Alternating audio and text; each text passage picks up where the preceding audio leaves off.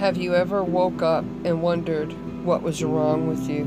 You knew you wanted to be elsewhere, that there was more to life than the life you were living, more than the bills you were paying, the job you were keeping. Look to the horizon, to the sunsets. Your answer is there. Put your feet on the ground and take a deep breath and step into the nomadic lifestyle.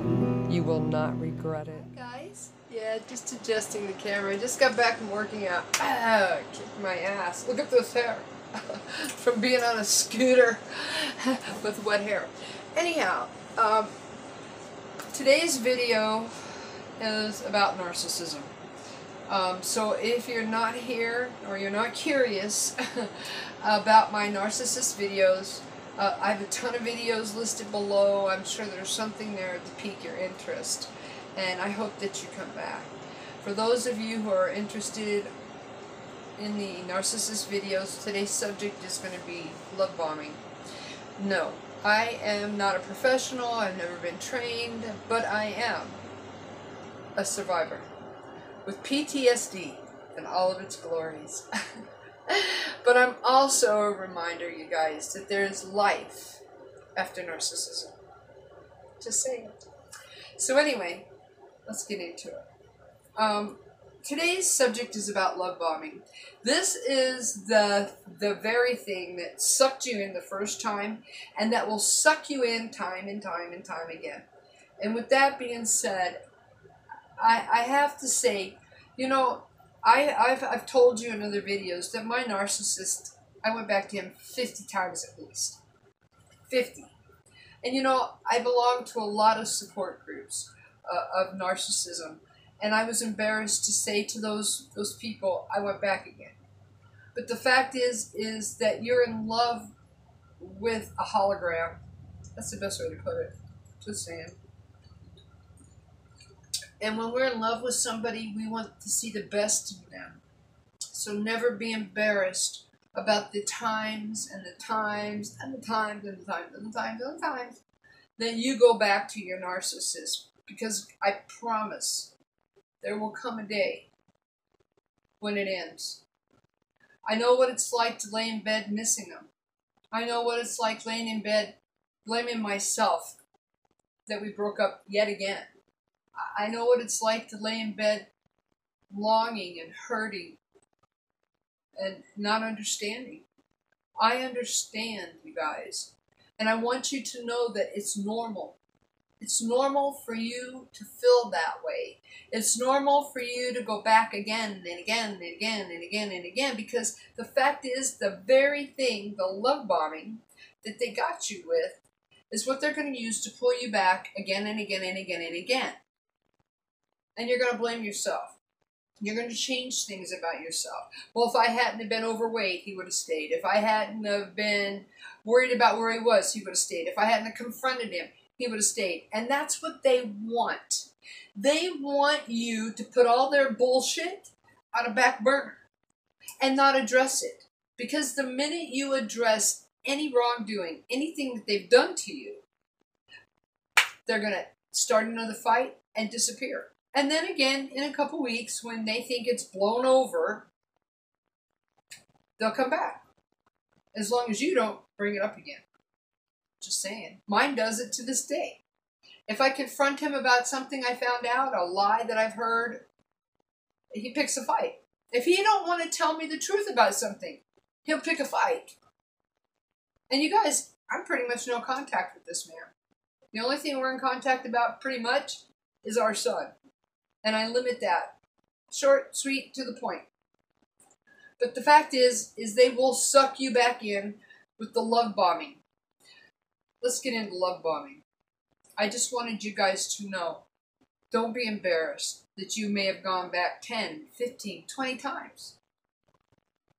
It's all a part of the soul-destroying bullshit that they have you. Remember, hoovering.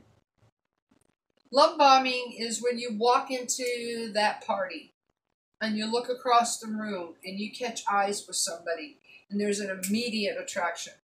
I mean, it's so immediate that you think, oh my God. Oh my God. And then they make their way over to you. Because they will always approach you. And they make their way over to you, and the next thing you know, hours later, you've told them your whole life story. They're so easy to talk to. This has got to be that special somebody you just knew was out there for you. And they do this. They call you every day, every night. They say good night. They say good morning. And they'll do this for weeks, months on end.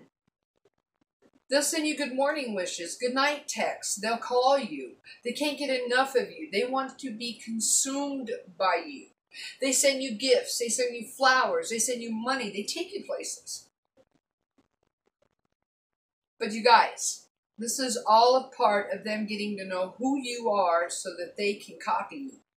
They want to be able to copy your goals so you think that they're Mr. Perfect, Mrs. Perfect. They want you to believe with every fiber of your soul that you have found your soulmate. They want you so in love with them that any time they discard you because you want to know why they did something, why they lied to you, or you confront them, that they can go away for a week or two until it blows over and then come back like nothing's ever happened. And I was guilty. The minute he would come back, I would forget all the shit. The STDs, the cheating, the lying, the manipulating. Just weeks before. Thinking, oh, I just got to put it all behind us, let the past be past, and live life today. But they count on that, you guys. We should never, ever, ever have to put our feelings, our hurts, our mistrust, or anything that's been done to us on a back burner just to make somebody else want to be with us. The fact is, the more you keep that inside, the more you just shove it off on the back burner, for one, he's going to do it again. That's who he is. Absolutely. He's going to do it again and again and again and again and again. They don't know truth.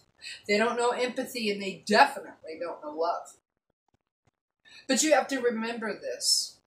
You have to remember that you're in love with a person that doesn't exist.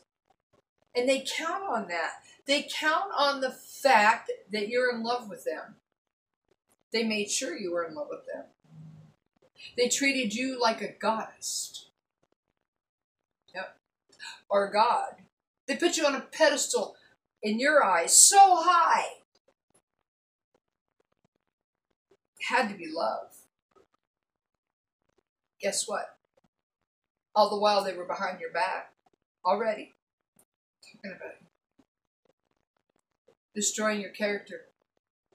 Oh yeah. They're in your face buying you roses, telling you how much they love you. They adore everything about you. Don't change nothing. But they're behind your back. Well, she's too fat. She's insecure. Oh man, she moves way too fast. I mean, they're behind your back talking smack. Always, you guys. Always, because they got to make themselves look better than. Better than. And when they discard you, they want to go behind your back and tell everybody what a psycho you are. What a jealous idiot you are. So they look like the victim. They're really good at playing the victim. But let's get back to the love bombing. There will be weeks where you wake up to a beautiful good morning text, sweetheart. Then all of a sudden it just stops. And when you say, hey, why don't you send me text anymore? Mine yelled at me. I'm busy. Whoa. Well, you weren't too busy for the first 2 weeks. It's always going to be your fault. And that applies and applies and accompanies and piles up to the STD that you are developing. STD is no picnic, my friends. None. You have vivid nightmares that are so real you will get out of bed looking for that person you dreamt was in your closet. You will get out of bed grabbing a fire extinguisher to put out a fire that doesn't exist. You will walk around numb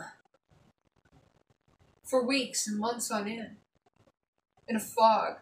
I look back at that time, you guys, and I don't know that person. I don't know what she did. I don't know how she did it. Your body goes on auto because your brain is so messed up. You know, the love bombing is so dangerous because when they hoover you, when they want to suck you back in for sex, money, clout, to make another supply jealous, they will go beyond and above what it takes to get you back. They may just want you back long enough to make that new supply jealous. They may want you back just long enough to get laid. They may want you back just long enough to borrow that $200 or $300 off you. They may want you back long enough to sport you on their arm so that all those people they said that you were stalking them would see. Oh, there she is again. They're animals. They're merciless. They don't care about your well-being. And they will use you and use you and use you until your mind quits. No, it's no picnic. It's no picnic. But I'm here to tell you that one, don't be afraid to tell people. I went back again.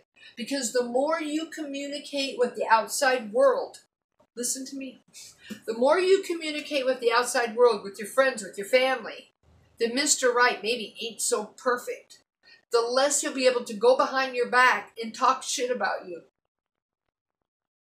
The more you communicate, the more help you have when he stabs you, when he hurts you, when he drops you, when he dumps you. And he will. He will. For 1,000,000 of reasons. He'll dump you. He's going to dump you again and again and again and again. And he's going to come back and love bomb you again and again and again and again. And he's going to do it for as long as you will let him. Or her. I'm just saying. But there will come a day. There will come a day, you guys. I cross my heart. That you will wake up and go, I'm done. I can't do this anymore. He's never going to change. She'll never change. It'll be getting an STD for the 4th time. And he's still lying in your face. I didn't cheat on you. Oh, it didn't manifest out of thin air, sweetheart. It'll be a constant battle. They will never let go. Ever. Ever. You're always going to be on the back line in that bowling alley. Always. He's always going to consider you to be his property because you're nothing more to him than a piece of meat. Property. And not for anything more than what he can use you for. And if he's got to spend $5 on a rose, or he's got to go spend $20 to take you out to McDonald's or dinner or breakfast, or he's got to take you to a movie, or he's got to sit in your house next to you on a couch and watch a movie. He'll invest whatever it takes to get you back into that harem. And that's one of the reasons I didn't talk about love bombing before. Because a harem is part of that love bombing. Hoovering is part of that love bombing. Flying monkeys are part of that love bombing. But the main thing that you got to remember is why he's love bombing you. He's either discarding or love bombing somebody else at the same time. At the same exact time. And my friends, if it gets to the point to where your mind doesn't comprehend, go see a psychiatrist. Go see your family doctor. Confide in them. You guys have to confide in any and everybody what's happening. Yep, in the beginning. And he counted on this. She counted on it. You went around to all your friends and family and went, oh, how perfect he is. Oh, he's so perfect. He does all this stuff for me. He's my soulmate. Well, he's using those very people to tear you down. So whatever you do, the minute that the real person starts to come through and he quits texting you, he quits taking you out to dinner, you catch him cheating, you catch him lying, you catch him stealing, you start telling your friends and family. Immediately. Immediately. Because there's nothing we can do about triangulation. There's nothing we can do about them making us feel insuperior. There's nothing we can do about them sleeping with other people or bringing a third person, fourth, fifth, sixth into our relationship. There's nothing you can do because he is tearing you down. She is. You're going to get jealous. I'm not a jealous type person. I'm just not. And he had me jealous. Go figure. Right? And you know, it makes me wonder how some of these narcissists get such a harem. My narcissist happens to be very overweight. He's lost all of his hair, all of his teeth. He still gets them. I don't know how, but he does. And you know, I was willing to accept him for that. For exactly who he was and love him for that. But I was too fat. I was too fat. I starved myself so I could be thin enough. Just saying, you guys. And then I danced too sexy. I was too outgoing when I went out. He wanted me to change every fiber of who I was to continue to have him in my life. And that's what they'll do to you. You have to change who you are, and it'll never be enough. You can change and change and change. It'll never be enough. And it's all part of the love bombing. It's a part of what you shared with them in the first days, weeks, and hours that you were with them. When you found them so comfortable, you could tell them anything. I could tell him anything. He took that information and he will use every word against you. Mark my words. Mark my words. But look at me. There's light at the end of the tunnel. There's hope and there's dreams again. There's self-love and self-worth at the end of that tunnel. And unfortunately, you've been pulled into a stack of shit that you never wanted. The person you fell in love with doesn't exist. He never existed. He will never exist. You guys, perfect humans don't exist. The fact is, every human, every normal human is flawed.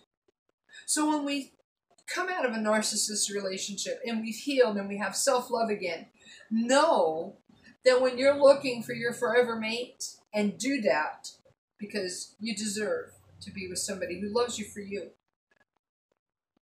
they're going to have flaws. They're not going to be perfect like Mr. Perfect was. But they're not going to do to you what that narcissist did to you. Just saying. I'm just saying. Don't let them win. I had one guy comment and said, I'll never be in a relationship again. Don't let them win. They count on that. And the reason they count on that is because that'll put you forever in the back row in their harem. That'll put you forever on their lips to use you when and how they feel.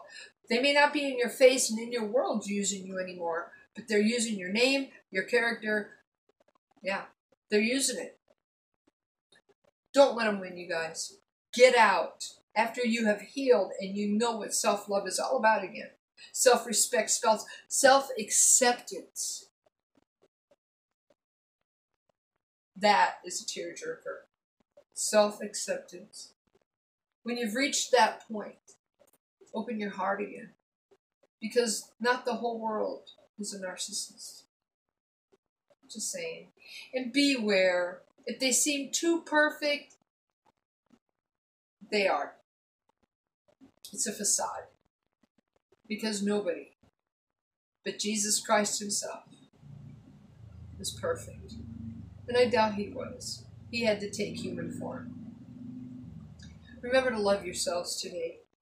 Don't be ashamed or afraid to tell that support group you're with or anybody that you've taken him back yet again for the 100th time. Don't be afraid to tell your friends and your family what's going on in your relationship, even though you build him up to be grandeur. Everybody makes mistakes. We have a right to change our mind. He's counting on it. She's counting on it. That you won't go to friends and family and tell them, I was wrong. He's not perfect. He's doing this and this and this. He's calling me this, this, and this. Because they will call you the most vulgar names you've ever heard in your life. I've never in my life been called the names that my narc called me. By anybody. By anybody. Ever. I wouldn't have took it. I would have beat the shit out of somebody for calling me some of the names he called me. And you know what? He had me so wrapped around this pinky. I was so in love with him. I believed that he was so in love with me that I took it. But anybody who can verbally abuse you, physically abuse you, emotionally abuse you, it's not love. That is not love, my friends. Have a great day. Remember to love yourself. Because if you don't love you, ain't nobody gonna love you.